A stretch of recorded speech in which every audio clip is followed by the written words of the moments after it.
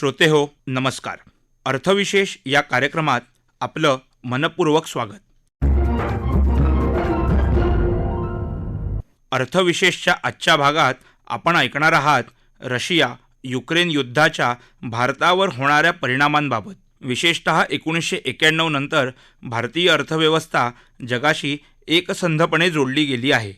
स्वाभाविकच Russia Ukraine या देशांमधल्या युद्धाच्या परिणामांपासून भारत अलिप्त राहू शकत नाही. रशिया आणि युक्रेन यांच्यातलं युद्ध आता 1 आठवडा झाला तरी चालूच आहे. रशियाच्या आक्रमणाचा युक्रेन कडवा प्रतिकार करताना दिसतोय. त्यामुळे युद्ध लांबल्याचं चित्र आहे. या युद्धात इतर देश सामील न झाल्यानं जागतिक युद्ध होण्याची शक्यता काहीशी निवळली असली तरी सुद्धा त्याचा परिणाम भारतीय अर्थव्यवस्थेवर होणे अपरिहार्य आहे. यातला सर्वात दृश्य परिणाम म्हणजे तेलांच्या किमतीत झालेली वाढ.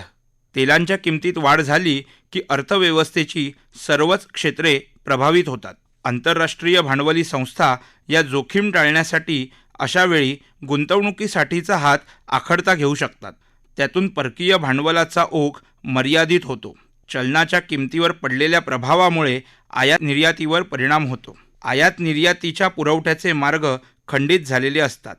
त्यातून महागाई आणि देशाच्या चालू खात्यातल्या वाढणाऱ्या तुटीचे परिणाम हे सुद्धा चिंताजनक असू शकतील.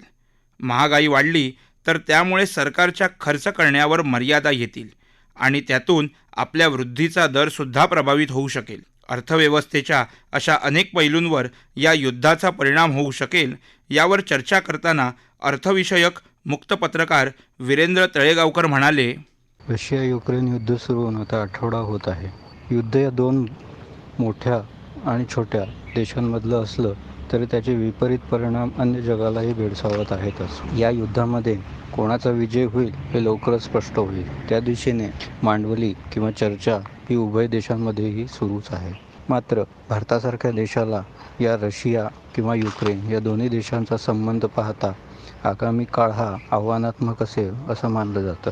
अमेरिकेसारख्या काही पाश्चिमात्य देश तसेच युरोपातील अनेक छोटे मोठे देश आणि G7 राष्ट्र यांनी सुद्धा आता रशियावर निर्बंध आणायची तयारी सुरू केलेली आहे. त्याचप्रमाणे रशियाच्या निर्यातीवरही काही प्रमाणामध्ये बंदी येऊ घातली आहे. अमेरिकेने रशियाच्या बँकेच्या मालमत्ता गोठवलेल्या आहेत. तसंच रशियन सरकारच्या अनेक मालकीच्या कंपन्या त्यांच्या निधी उभारणीसाठी मज्जाव करण्यात आलेला आहे. रशियन चलन रुबल हे गेल्या काही दिवसांमध्ये 40% अधिक प्रमाणामध्ये अवमूल्यित झालेलं आहे. या देशातील तेल, वायू, खनिज धातू आदींच्या किमती वेगाने वाढू लागल्या आहेत. अशा इंधनावर अवलंबित असलेल्या भारताकरता संरक्षण साधनसामुग्रीच्या दिशेनेही विपरीत परिणाम सहन करावा लागणार आहे. या युद्धामुळे केवळ रशियाच नव्हे तर युक्रेनमधून भारतात येणाऱ्या वस्तूंबाबतही अनिश्चितता निर्माण झालेली आहे. भारत हा युक्रेनमधून मोठ्या प्रमाणात तेलबिया, सूर्यफूल तेल आदी खाद्यतेल निर्यात करतो.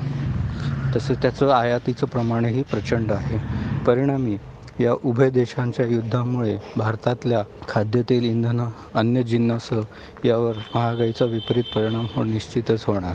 युक्रेन आणि रशिया त्यांच्या देशामध्ये खनिज तेल, खनिज धातू त्याचबरोबर अन्य साधनसामुग्रीसाठी सुद्धा ओळखले जातात आणि परिणामी भारतसुद्धा या देशांमधनं मोठ्या प्रमाणात अशा वस्तू आयात करतो.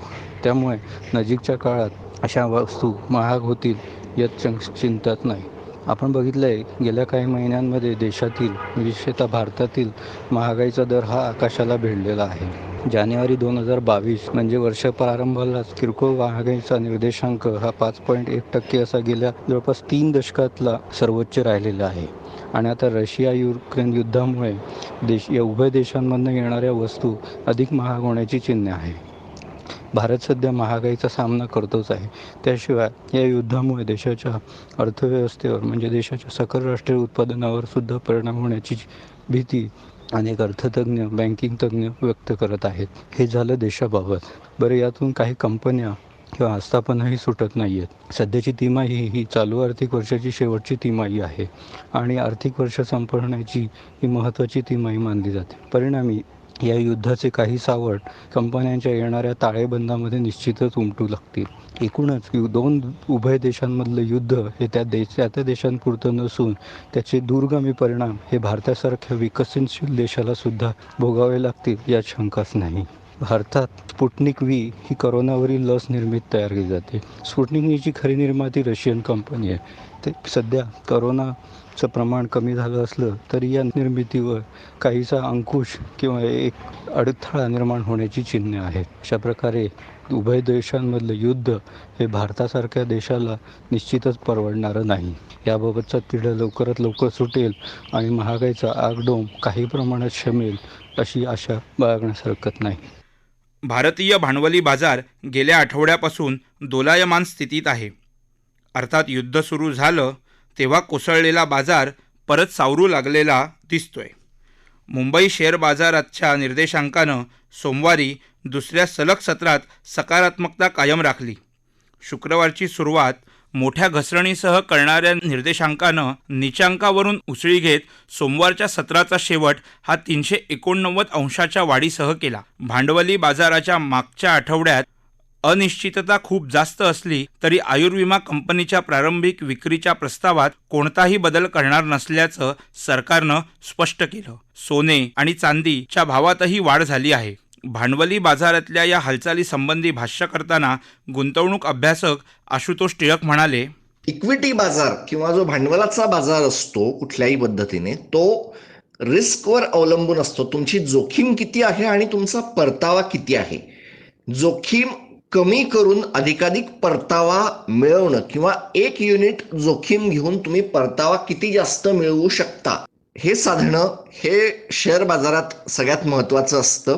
आणि त्याच्यामुळे ज्या वेळेला जगामध्ये काही प्रमाणामध्ये एक जोखीम येऊन बसलेली आहे की रशिया युद्धात आलेला आहे, जगातल्या कमॉडिटी बाजारातला अनभिषिक्त सम्राट असंच म्हणावं लागेल की तो जर युद्धात असेल तर जगभरातलं तेल आहे, या सगळ्या गोष्टी आहेत, त्याला कुठे ना कुठे परिणाम होणार आहे. कॅपिटल मार्केटवर याचा सगळ्याचा परिणाम होणारच आहे. भारताच्या शेअर बाजारामध्ये काही अशा कंपन्या आहेत की ज्या डायरेक्टली किंवा इनडायरेक्टली युक्रेनशी कनेक्टेड आहेत, ज्या रशियाशी डायरेक्टली कनेक्टेड आहेत.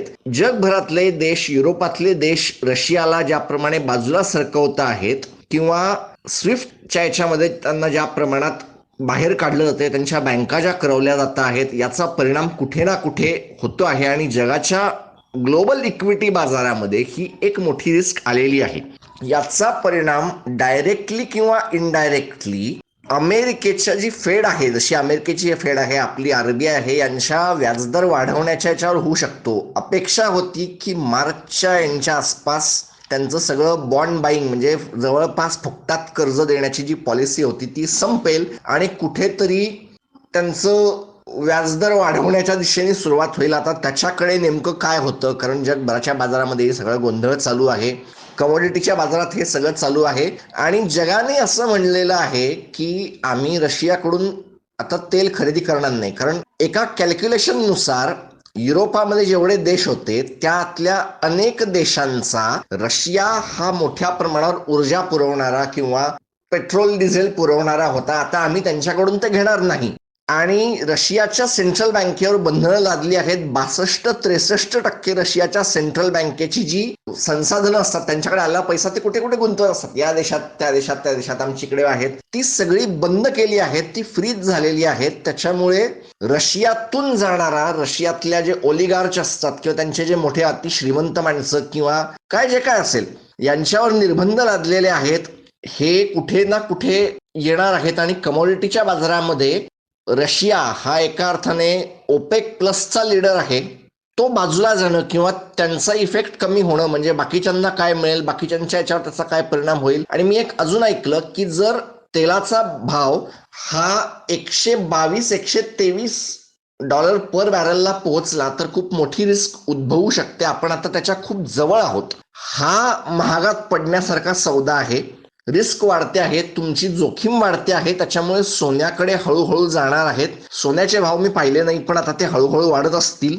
रिस्क कुठेतरी हँडल होणार आहे. कुठेतरी बिझनेस मध्ये करण्यापेक्षा किंवा शेअर घेण्यापेक्षा सोन्याकडे माझी गुंतवणूक करायला जाणं हे कदाचित एक बेटर चॉईस काहींना वाटू शकते. ते आत्ता चाललं आहे आणि म्हणून जगभरच्या बाजारांमध्ये इन्स्टिट्यूशन जे मोठे गुंतवणूकदार असतात ते हळूहळू त्यांचं विकून राहिले आहेत आणि भारतातल्या बाजारावर त्याचा परिणाम होतो आहे. अमेरिकेमध्ये आता त्यांना कर्ज घ्यायला पैसे द्यावे लागू शकतात, व्याज लागू शकतं, हा एक फॅक्टर झालेला आहे.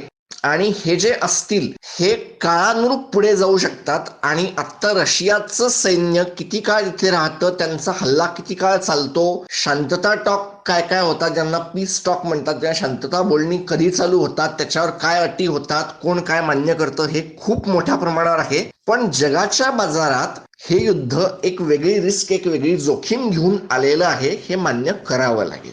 अलीकडच्या काळात आंतरराष्ट्रीय राजकारणात युद्ध पूर्णतः टाळणं कोणत्याही एका देशाला शक्य नसतं. युक्रेन आणि रशिया या दोन्ही देशांबरोबर भारताचे नागरिक आणि विद्यार्थी शैक्षणिक सांस्कृतिकदृष्ट्या जोडले गेले आहेत. त्यामुळे अर्थातच या दोघांमध्ये संघर्ष होऊ नये अशीच आपल्या सर्वांची इच्छा असेल. दुसऱ्या महायुद्धानंतर एवढ्या मोठ्या प्रमाणात पहिल्यांदाच असं युद्ध होत आहे. ते टाळता येणं शक्य नसलं तरी तिथं अडकलेल्या आपल्या प्रत्येक नागरिकांना ऑपरेशन गंगाच्या माध्यमातून परत आणण्याचा प्रयत्न सरकार करत आहे. त्याबरोबरच लवकरात लवकर हा संघर्ष थांबणंसुद्धा अर्थव्यवस्थेच्या हिताचं असेल. अर्थव्यवस्थेच्या सर्व क्षेत्रांची स्थिती भांडवली बाजाराच्या प्रगतीत परावर्तित होत असते. म्हणूनच अर्थव्यवस्थेतल्या दीर्घकालीन स्थितीचे निदर्शक भांडवली बाजार असतात. भारतीय भांडवली बाजार गेल्या 2 वर्षात अत्यंत सकारात्मक राहिले आहेत. त्यांची सकारात्मकता टिकून राहील अशीच आशा येत्या काळातही सरकारला आणि तुम्हा आम्हा सर्वांनाच असेल. याबरोबरच आजचा अर्थविशेष कार्यक्रम संपला. हा कार्यक्रम आकाशवाणी मुंबईच्या प्रादेशिक वृत्त विभागानं सादर केला. सादरकर्त्या भावना गोखले, निर्मिती सहाय्य विवेक वानखडे, लेखन विनोद देशपांडे, निवेदन कौस्तुभ विरकर.